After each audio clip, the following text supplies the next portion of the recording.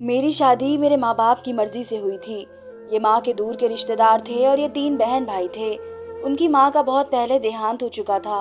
उनके बाबा ने ही उन्हें अकेले माँ और बाप दोनों बनकर पाला था।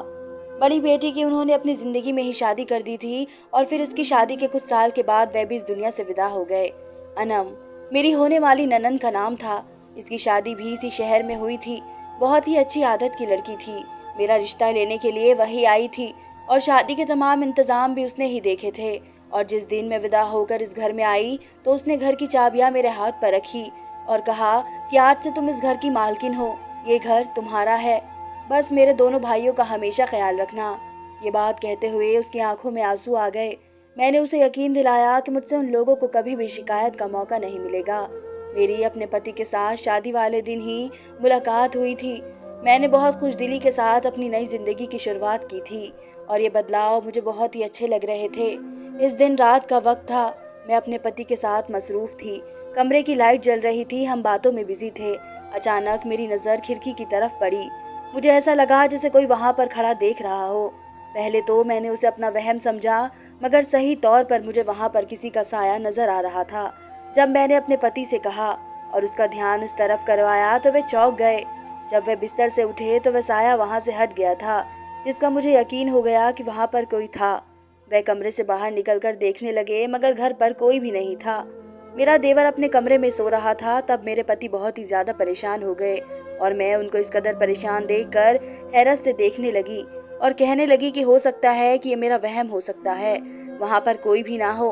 मेरी बात पर वे कहने लगे, हाँ, ये तुम्हारा वहम ही था।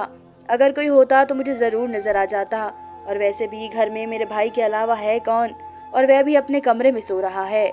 उनका अंदाजा मुझे साफ टालने वाला था, जैसे वह मुझसे ज्यादा खुद को तसल्ली दे रहे हो और इस वक्त बात आई गई हो गई।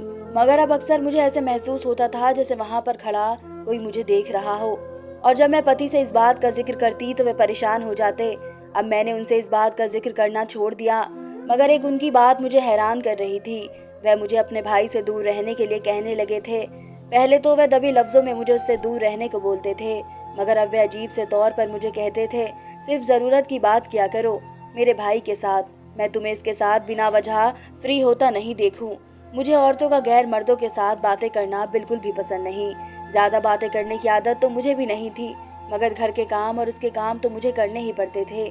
इसको वक्त पर खाना देना, इसको कपड़े प्रेस करके देना, क्योंकि वह अपाहिज था और अपना कोई काम वह खुद से नहीं कर सकता था। इसके लिए एक आदमी रखा गया था जो पूरा दिन उसके साथ रहता था, मगर रात को अपने घर चला जाता था। काम तो मुझे ही करने पड़ते थे और फिर कभी कभार जरूरत पड़ने पर बात भी करनी पड़ जाती थी। मुझे ये समझ नहीं आती थी कि मेरे पति अपने भाई से इतने दूर क्यों हैं, क्योंकि जबकि मेरे देवर ने तो कभी मुझसे किसी किस्म की बात नहीं की थी और ना ही मैंने इसमें कभी कोई गलत बात देखी थी। मुझे लगता था कि मेरे पति को अपने भाई की तरफ से कोई गलत फहमी हो गई है और मैं चाहती थी कि मैं उनकी जल्दी से जल्दी ये गलत फहमी दूर कर दूं, क्योंकि इस दुनिया में उनके थोड़े से ही रिश्ते थे। मैं उन लड़कियों में से नहीं थी जो अपने पति को अपने खानदान वालों से दूर करती, बल्कि मैं ये चाहती थी कि वह अपने भाई के साथ अपना रवैया अच्छा कर ले, क्योंकि मैंने उन्हें देखा था वह उसके साथ बहुत रूड रहते थे और बहुत ही अजीब तरीके से बात किया करते थे। और उनके इस तरह से बात करने पर मैंने अपने देवर के चेहरे पर उदासी की एक लहर भी देखी थी, जैसे इसे अपने भाई के रवैये से बहुत तकलीफ होती हो। और मैं जब उनसे इस बारे में बात करती तो वह मुझे डांट देते और खामोश करवा देते और मुझे कहते कि तुम इस मामले में मत पड़ो, जबकि वे अपने भाई से बहुत प्यार करते थे। और इस दिन वो आदमी जो मेरे देवर के काम करने के लिए रखा गया था वह छुट्टी पर था। इसे खाना देने के लिए जब इसके कमरे में गई तो मैं वापस पलटने ही लगी जब इसकी आवाज़ पर मैं रुक गई। कहने लगा, भाभी आप मेरे पास भी कुछ देर बैठ जाया करें, या भाई ने आपको मुझसे बात करने से मना किया हुआ है। इसके लहजे में बहुत ही ज़्यादा उदासी थी। तब इसकी तरफ देखकर मेरे दिल को ख्याल आया और मैं उसकी बात से खुश होने लगी और मैं अपने पति की बात भूल गई जो उन्होंने मुझे कही थी। अब मैं इसके साथ काफ़ी हद तक वक्त गुजारने लगी थी। मुझे इसे देखकर बहुत ही ज़्यादा अफसोस होता था, क्योंकि वह अपाहिज था और वह कहीं भी आने जाने से महरूम था। पूरा दिन बस वह अपने कमरे में लेटा रहता था। अब मैं काफ़ी ज़्यादा वक्त उसके साथ गुजारने लगी थी और तब मुझे अंदाज़ा हुआ कि वह बहुत अच्छी बातें करता था। इसको किताबें पढ़ने का बहुत शौक था। इसके पास बहुत ही ज़्यादा नॉलेज थी, जबकि मेरे पति बातें बहुत कम करते थे। वह बहुत ही कम बोल इंसान थे। बस मैं ही बोलती रहती और वह खामोशी से सुनते रहते। मगर धीरे धीरे मुझे अपने देवर की बातें थोड़ी अजीब लगने लगी थी। कभी कभी वह बहुत ही अजीब से अंदाज में बात करने लगे थे और जब मैं इसकी बात को महसूस कर जाती तो बात को दूसरी तरफ मोड़ देते थे। मगर अब वह मुझे आहिस्ता आहिस्ता मेरे पति से अलग करने लगे थे। इसकी बात मेरे दिल में चुप कर रह गई थी। उसने मुझे बताया कि भाई शादी से पहले एक लड़की को पसंद करते थे और उसके साथ शादी करने के लिए बहुत ही ज़्यादा बेकरार थे। तब बाबा जिंदा थे और बाबा इस रिश्ते के खिलाफ थे, मगर भाई की जिद पर उन्होंने वहाँ पर मंगनी कर दी। मगर कुछ ही दिन गुजरे थे जब इस लड़की को कोई और अमीर लड़का मिल गया तो उसने मेरे भाई को छोड़ दिया। उसने मंगनी तोड़ दी। तभी मेरे भाई बहुत ही ज़्यादा उदास रहने लगे थे। एक बार तो उन्होंने खुदकुशी करने की भी कोशिश की थी, मगर वक्त पर ही बाबा उन्हें उठाकर अस्पताल में ले गए और उनकी जान बच गई। तब से भाई ऐसे ही हो गए हैं। मैं जानता हूँ वे आपसे भी वैसी मोहब्बत नहीं करते जैसे उन्हें करनी चाहिए और ना ही आपसे वे ज़्यादा बातें करते हैं। अभी भी वे हर वक्त गुमसुम से रहते हैं। मेरा मकसद आपको उनसे अलग करना नहीं है, बल्कि मैं चाहता हूँ कि आप उन्हें प्यार से बदलने की कोशिश करें। जब उनके दिल में आपके लिए प्यार पैदा हो जाएगा तो वह आपकी कदर करने लगेंगे और अपनी पहली मोहब्बत को भूल जाएंगे। इसकी ये बात मेरे लिए किसी सदमे से कम नहीं थी। मेरे पति ने मुझे इस बात के बारे में कुछ भी नहीं बताया था। मुझे बहुत ही ज़्यादा रोना आ रहा था ये सोचकर कि मेरा पति मुझसे पहले किसी और से मोहब्बत करता था और वह अभी तक उसको भूल भी नहीं सके। अब मेरा उनसे रवैया बदलने लगा था। अब मैं भी गुमसुम सी रहने लगी थी। मैंने उनके साथ बात करना काफ़ी हद तक कम कर दिया था। मेरी खामोशी और बदलते रवैये को उन्होंने पहले तो नज़रअंदाज कर दिया, मगर जब काफ़ी दिन तक मेरा यही रवैया रहा तो वे चौंक गए और मुझसे पूछने लगे कि क्या बात है, तुम मुझसे दूर दूर और उदास सी क्यों रहने लगी हो। जब वे मुझे ज़्यादा फोर्स करने लगे तो मैं भी फूट पड़ी और उनसे कहने लगी कि आप मुझसे मोहब्बत नहीं करते, आप खुद भी मुझसे बात नहीं करते हैं, आप अभी तक अपनी पुरानी मोहब्बत को भूल नहीं सके। तो मैं आपसे बात करूं या ना करूं, मैं उदास रहूं या खुश रहूं, आपको इस बात से क्या फ़र्क पड़ता है। जब आपके दिल में ही मेरी कोई जगह नहीं है तो मेरी खुशी भी आपके लिए कोई मायने नहीं रखती होगी। मेरी बातें सुनकर वे हैरत में पड़ गए। ये सब कुछ तुम्हें किसने कहा है। मगर मेरे कोई भी जवाब दिए बगैर ही वे समझ गए कि मुझे ये सब कुछ उनके भाई ने बताया है। अब उन्हें बहुत ही ज़्यादा गुस्सा आ रहा था। वे मुझे कहने लगे, जब मैंने तुम्हें मना किया था कि तुम मुझसे दूर रहोगी, उसके साथ बात नहीं करोगी, तो तुम्हें मेरी बात समझ क्यों नहीं आई। उनके इस कदर गुस्से करने पर मैं डर गई थी। फिर मेरी हालत देखकर वो कहने लगे कि वह मुझे पसंद थी और मैं इसके साथ शादी करना चाहता था, मगर जब उसने मुझे छोड़कर किसी और के साथ शादी कर ली तो मैं भी उसे आहिस्ता आहिस्ता भूल गया। मेरे दिल में तुम्हारे अलावा और किसी का भी प्यार नहीं है और ना ही किसी की जगह है। मगर मेरी बात कान खोल कर सुन लो, आज के बाद मैं तुम्हें अपने भाई के पास ना देख लूं। इसे धमकी समझो या कुछ और समझो, और अगर मैंने तुम्हें इसके साथ बात करते हुए देख लिया तो मैं तुम्हें छोड़ दूंगा। और ये बात मैं सही कह रहा हूँ, पूरे होशो हवास में, इसलिए अपने दिमाग में इस बात को बिठा लो। मैं उनकी बात सुनकर हैरत में पड़ गई थी। अपने सगे भाई से वो इस कदर नफरत करते थे, आखिर मैं उसके साथ क्यों बात ना करूं। मुझे बिल्कुल भी समझ नहीं आता था कि वे अपने भाई से इतने फासले पर क्यों खड़े थे। और फिर मैंने अपना घर बचाने के लिए उनकी बात मान ली और उनके भाई से दूरी बना ली। वे अभी भी मुझसे ज़बरदस्ती बात करने की कोशिश करते थे और धीरे धीरे मैं फिर से उसके साथ बातें करने लगी थी। मगर अब मैं कोशिश करती थी कि पति के सामने ऐसी कोई बात ना हो जिससे उसे इस बात पर शक हो। और मेरा देवर भी मुझे कहता कि लगता है आपको भाई ने मुझसे बात करने से मना किया हुआ है।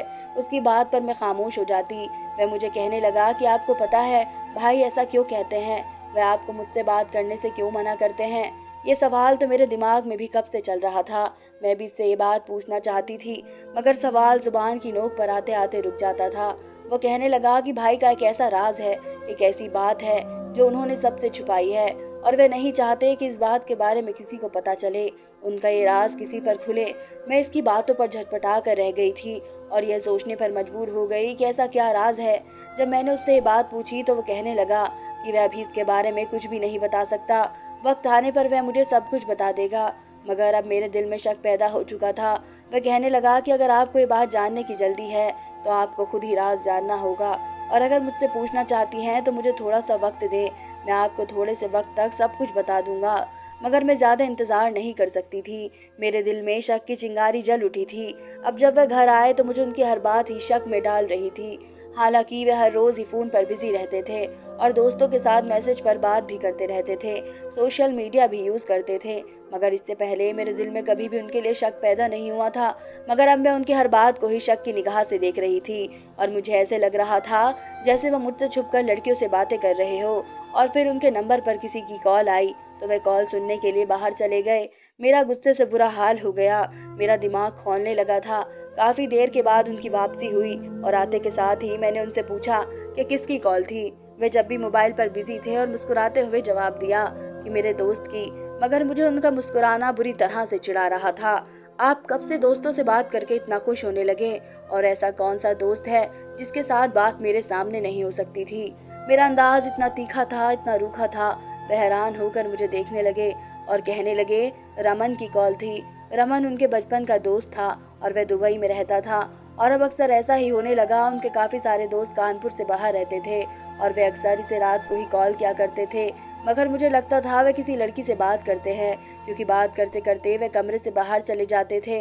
और एक बार जब वे फ़ोन पर बात करते हुए बाहर चले गए तो मैं भी उनके पीछे चली गई। मगर उन्हें इस तरह से हंसता हुआ देखकर मुझे गुस्सा आ गया। उन्होंने मुझसे आज तक इस अंदाजे से कभी बात नहीं की थी और मैं ज़ोर ज़ोर से चिल्लाने लगी। उन्होंने हड़बड़ाकर अपना फ़ोन बंद कर दिया और मुझे बाजू से पकड़कर खींचकर कमरे में ले आए। तुम होश में तो हो? पागल तो नहीं हो गई हो?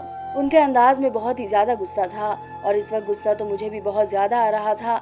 जब आप मेरे बजाय दूसरों को वक्त देंगे, मुझसे मुंह मोड़ कर रखेंगे, मगर बाकी लोगों से खुशी खुशी बात करेंगे, तो इस बात पर मैं गुस्सा भी ना करूं। वे मुझे काफी देर खामोश नजरों से देखते रहे। कहने लगे कि तुमने फिर से मेरे भाई के साथ उठना बैठना शुरू तो नहीं कर दिया? मगर अब मैं खामोश हो गई थी और उनसे झूठ बोला कि मैं उससे बात नहीं करती, सिर्फ काम की हद तक बात करती हूँ। अब मैं अपने देवर से कहने लगी थी कि मुझे बताओ ऐसी कौन सी बात है, ऐसा कौन सा राज है जो सिर्फ तुम जानते हो, मैं नहीं जानती। वह सर नीचे कर कर मुस्कुराने लगा और कहने लगा कि हाँ ठीक है, मैं 1-2 दिन तक आपको बता देता हूँ, मगर अभी क्यों नहीं? मैं इसकी बात पर जिद करने लगी कि मुझे अभी बताओ और उसका ये कहना था कि वह मुझे आज नहीं मगर कल इसके बारे में जरूर बता देगा।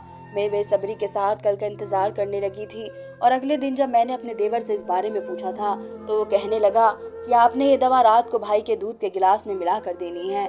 इस दवा को देखकर मैं चौंक गई और पूछने लगी कि ये कैसी दवा है। वह कहने लगा कि ये मुझे रात को पता चल जाएगा, इस दवा के इस्तेमाल के बाद ही वह मुझे राज की बात बताएगा। मेरे दिल में क्योंकि शक और बहुत सी बातें पैदा हो चुकी थी और मैं ये सोच रही थी कि जब इसका सगा भाई इसके बारे में कोई बात कर रहा है तो यकीनन वह सच ही होगी।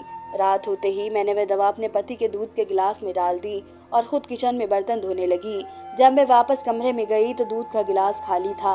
मैं बेफिक्र हो गई कि उन्होंने यह दवा पी ली है। अब बस मुझे वह राज जानना था, जिस राज को जानने के लिए मैं इतने वक्त से बेताब हो रही थी। इसके खुलने का वक्त आ गया था और जब मैं अपने देवर के कमरे में गई तो वह मेरा इंतजार कर रहा था। वह मुझे कहने लगा कि आपने भाई को वह दवा इस्तेमाल करवाई है? हाँ, जैसे तुमने कहा था मैंने वैसे ही किया है। अब मुझे जल्दी से बताओ कि क्या राज है, इसको जानने के लिए बेचैन हो रही हूँ। मेरा इतना कहना था कि इसके चेहरे के अंदाज अजीब से हो गए, इसके देखने का अंदाज बदल गया था। मुझे किसी गड़बड़ का एहसास हुआ, ऐसे लगा जैसे कुछ गलत होने वाला हो। मैं वहाँ से उठकर जाने लगी, मगर अगले पल मेरे लिए ऐलान करने वाले थे और मेरी जान निकाल देने वाले थे। और इसने मेरा हाथ जोर से पकड़ लिया और कहने लगा, आपको इतनी क्या जल्दी है जानने की? अभी आई है, बैठे कुछ देर। उसका अंदाजा, अल्फाज, लहजे सब कुछ बदले हुए थे। मुझे अपनी गलती का एहसास हुआ, मगर मुझे ये भी यकीन था कि वह एक अपाहिज इंसान है, वह मेरे साथ कुछ गलत नहीं कर सकता। वह तो चलने के लिए भी दूसरों का मोहताज था, वह मेरा क्या बिगाड़ सकता था? मगर ये देखकर मेरी आंखें खुली की खुली रह गई जब वह लाठी के बगैर खड़ा हो गया और लाठियों को उठाकर उसने एक तरफ फेंका और अब वह मेरे सामने खड़ा था। मैं हैरत से मुंह खोले उसे सर से लेकर पांव तक देख रही थी। वह तो अपाहिज था, उन लाठियों का मोहताज था। तो क्या ये सब कुछ ढोंग था, ड्रामा था जो उसने सबकी नजरों में रचाया हुआ था? तो इसके बहन भाई भी इसकी हकीकत से अनजान थे या वह सब आपस में मिले हुए थे? जो भी था, ये सब मेरे लिए किसी कयामत से कम नहीं था। वह तो मुझे मेरे पति का राज बताने वाला था, मगर अब मैं बहुत परेशान हो गई और कोई राज जानने की ख्वाहिश नहीं रही थी। मुझे अपने पैरों के नीचे से जमीन सरकती हुई महसूस हो रही थी। मुझे चक्कर आने लगे थे और मैं जमीन पर बैठती चली गई। वह मेरी हालत देखकर जोर जोर से हंसने लगा। मैंने अपना सर दोनों हाथों से थामा और जब वह गलत इरादे लेकर मेरी तरफ बढ़ा तो मैं करंट खाकर पीछे हटी। कुछ ऊपर वाले का डर करो, ये सोचकर ही शर्म कर लो कि मैं तुम्हारे भाई की इज्जत हूँ, तुम्हारे खानदान की इज्जत हूँ और तुम अपने ही घर की इज्जत को मैला करने पर तुले हो। भाई, नफरत है मुझे उस शख्स से। मैं उसे बर्बाद कर देना चाहता हूँ। मैं उससे भी खुशियाँ छीन लेना चाहता हूँ। अब की बार मैंने उसे हैरत से देखा। ये क्या कह रहे हो तुम? अपने ही भाई से तुम नफरत किस तरह से कर सकते हो? आखिर ऐसा क्या हुआ है? उन्हें अच्छी तरह से पता था कि मैं पलक से मोहब्बत करता हूँ और उसके साथ शादी करना चाहता हूँ, मगर इसके बावजूद भी उन्होंने उससे मंगनी रचाई। मगर मैंने भी उनकी शादी उसके साथ नहीं होने दी और पलक को उनसे इतना दूर किया कि उसने भाई को छोड़ दिया और किसी और आदमी से शादी कर ली। मैं आपको भी उससे अलग करना चाहता था और मैं चाहता था कि आप भी उसे छोड़कर चली जाएं और वह भी वह तकलीफ से गुजरे जो मैंने सही है। और यह अपाहिज होने का ड्रामा भी मैंने आपकी शादी से कुछ वक्त पहले ही रचा था। जब मेरा एक्सीडेंट हुआ था तब मैंने डॉक्टर को पैसे देकर खरीद लिया था और इससे ये सब कहने को बोला था जो मैं करवाना चाहता था। सब लोग ही मुझे बेचारा और अपाहिज समझते हैं, मगर हकीकत यह है जो तुम देख चुकी हो। मगर अफसोस तुम्हारे पास इस बात का कोई सबूत नहीं है और अगर तुम किसी को बताओगी भी तो भी कोई तुम्हारी बात का यकीन नहीं करेगा। अपनी बात पूरी करने के बाद वह जोर जोर से हंसने लगा। वह इस वक्त मुझे बहुत ही ज्यादा मक्कार इंसान लग रहा था, जैसे रिश्तों का बिल्कुल भी लिहाज नहीं था। मुझे रह रह कर अपने पति की बातें याद आ रही थी जब वह मुझे उससे बार बार दूर रहने को कहा करते थे, मगर तब मैं उनकी बातों को समझ नहीं सकी और अब जब समझ आई तो वक्त गुजर चुका था। इसकी बात सही थी कि मेरा कोई भी यकीन नहीं करता, मगर एक आवाज पर मैं तड़प कर पलटी थी। मैं उसकी बात का करूंगा यकीन, क्योंकि मैं भी सच अपनी आंखों से देख चुका हूँ और अपने कानों से सुन चुका हूँ। मेरे देवर के चेहरे के अंदाज भी मुझसे छुपे नहीं थे। मैं भागते हुए उनके पीछे जाकर छुप गई। ये तो मैं पहले दिन से ही जानता था कि तुम अपाहिज होने का ड्रामा कर रहे हो और तुम्हारी पलक के साथ मोहब्बत से मैं वाकिफ नहीं था।